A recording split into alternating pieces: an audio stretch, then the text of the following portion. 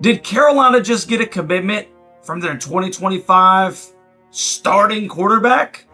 I may have changed my mind on this one, baby. Huddle up.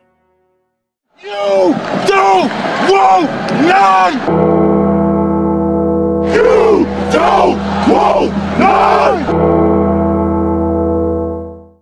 What's going on, Tar Heel Nation? It is your favorite North Carolinian, Russ, the Tar Heel. And in this huddle, baby, we're going to talk about North Carolina swapping kickers, but the more exciting news pertaining to Gio Lopez transferring from South Alabama and becoming a Tar Heel. And per ESPN, their sources are telling them that this was not cheap.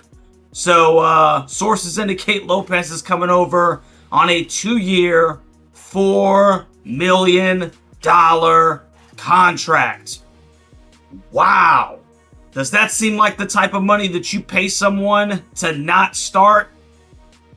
I don't think so, man. Now, this was kind of in the making for a while in that we were hearing Gio was entering the portal and he had been in contact with North Carolina, but we also heard grumblings of Nico Iamaleava, from Tennessee, a possibility as well. And when that fell through fairly quickly, we started getting a little bit more turn up on the Gio Lopez thing, man. And with the recent news of Ryan Browne re-entering the portal after spring ball, we all knew that it was paramount for the Heels to bring in another guy that could at least compete. Now, Gio Lopez is a 6-foot, 220-pound sophomore from Madison, Alabama. He was a 3-star prospect coming out of high school. And as a transfer, he's rated as the number 367 player in the portal, along with being the 31st ranked quarterback, right? He's got 3 years of eligibility remaining, but on paper, it's nothing really to write home about. Now, I must confess, and all of the hooligans can attest, that I was not very giddy over Gio Lopez for a while. They say that he's 6 foot. I'm not so sure that he's 6 foot. He's a lefty with probably average at best zip on the ball. And I'm talking about when, it's time to put that thing on a line. And he's a little stocky. But as I was working last night, while many of you were sleeping, and I had a little bit of extra time on my hands to watch a little bit of game film, I started to kind of change my mind. It started by first looking at Gio's last season stats, man. Really kind of sitting down and looking at him. Last year, he had 2,557 yards, 18 touchdowns, to only 5 interceptions, and he completed 65.9% of his passes. That's a pretty daggum good completion percentage. He finished 22nd in the country in total offense at 275 yards per game, and he played in 11 of the 13 games. He had to sit out 2 because he had a concussion. He also rushed for 465 yards and 7 touchdowns, averaging 5.7 yards per carry. Okay. That's kind of what I'm telling myself, right? And then I looked at what people were saying, mainly as head coach, and one statement stood out to me. Major Applewhite said, and I quote, "He's a relentless competitor." And it was there that I was snapped back into reality, if you will. And I remembered that while size and dimensions are obviously preferable to have, something that your boy didn't have, there is nothing like a football player, dude. Especially a football player that's playing quarterback. So I watched a lot of film last night, man. And I can tell you this. This kid is a football player. A little unorthodox, yes. Mechanics could use some work. But 2 things that this dude does really well, man. He extends plays with his feet. And number 2, he throws a good deep ball, man. And that can be a deadly combination if utilized properly. And I'm thinking back to somebody like Sam Howell.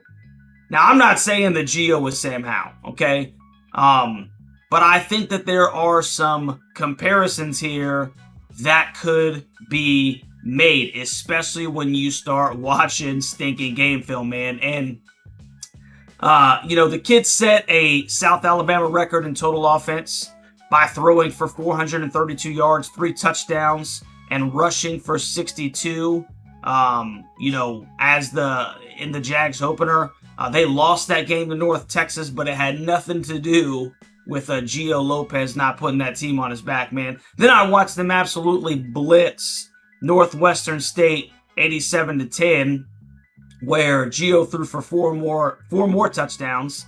And I was like thinking to myself, okay, this kid, he can put together a pretty good game, man. And then I watched him absolutely destroy Appalachian State, dude. 48-14, where he threw for 2 touchdowns and rushed for another, man. And I quickly realized while I was watching this kid that he has got some real potential, man. There's a little Sam Howell in there, dude. Like I said, I'm not saying that he is Sam, but there are qualities that I really, really like, man. I like how he can throw on the run, and I like how he can extend plays with those legs. I like that he protected the football last year, only threw 5 picks, but he could also capitalize on some deep shots, man. And I like the way the kid finishes stinking runs, bro. One of the things Bill Belichick was talking about is changing the culture of the team, and this kid finishes runs like a running back, dude. He's got a very similar build, if you will, man, to like a Caleb Hood. He's thick. And he could just be the guy that we need, if nothing more than just to give Bryce some breathing room and some time to, get into this thing, if you will. I don't think Gio Lopez is coming here just to be a one-year guy, though. And that's pretty indicative of the contract that he's stinking signed, man. So I'm not going to lie. I think I got this one wrong initially. If any of you guys have been talking to me about this, I've changed my stinking minds. And first of all, I got to tell the hooligans, I apologize, man, because I really do like this stinking kid's potential, man. The question is obviously going to be this. Can he transfer that game to the P4 level from the group of 5? Now, Cam Ward did it from Incarnate Word to Miami, and now he might possibly be the first stinking quarterback off the board. Who stinking knows, man? But I really do think we got ourselves a stinking football player. Welcome to the Hill, Gio. Now, quickly, in other news, Carolina brings in another kicker, Marshall's Reese Verhoff. He hit 38 of 57 field goals, 66.7% for the season last year. And he finished his junior campaign 14-19, but he made 13 of his last 15 field goal attempts. Now, he's got a career long of 51, not necessarily a huge leg, but we're going to find out if the Hills can work him in and get the kicking job solidified, obviously after Noah Burnett entered the portal in December, man. So, having some issues with the kicking game, if you will, as, Adam Samaha from Michigan, he just re-entered the portal. And then that was a day after Liam Boyd and Lucas Asada also entered. So Samaha becomes the 14th Tar Heel to enter the portal.